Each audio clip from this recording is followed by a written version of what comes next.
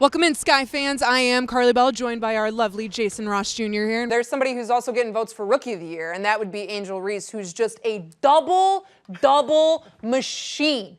I mean, we saw it in college. We heard it kind of in the Dallas game. There were more people yelling for Angel Reese than there were for the Wings. I mean, what does that mean to just have that impact and to see those little girls wearing your jersey that sold out right when you got drafted? I mean, that had to be just a surreal moment for you. This now makes the postseason push for this guy not fully out of it, but it's starting to get slim. They need to start watching other teams. Thanks, Cole. I'm actually right up the road on Clark Street at Old Crow Smokehouse for our Circa Sports away game watch parties. Let's start with an assist. You know, obviously an assist is someone who feeds you the ball and so you can score the bucket. Who's somebody in your life that has been that assist maker for you and that's given you your moment to shine, whether that be in basketball or out of basketball? What are some key traits that you really want to see in your coaching staff that will help elevate the identity and the culture that you want to bring to this guy? And when the camera went to her in the arena and Greg Gardner announced, you know, that she broke the record, the loudest salute I've heard in the 4 or 5 years covering this team just echoed throughout Wintrust, and she couldn't help but smile. Yeah, OMG, Izzy B is about to ball out on the court this year. But like you brought up post depth. How important is that? You know, last year,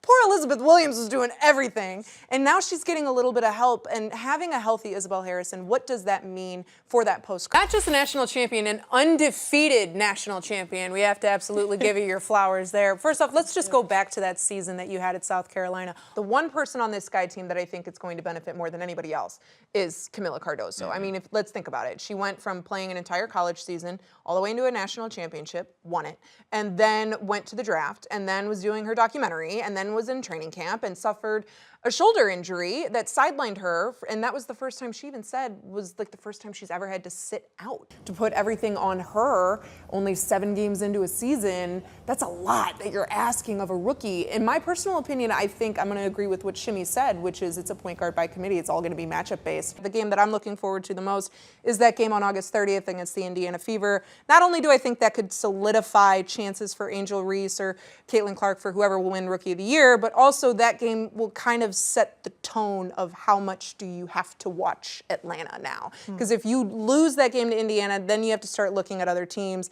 If you beat Indiana, you have a little bit more control, so just a smidge.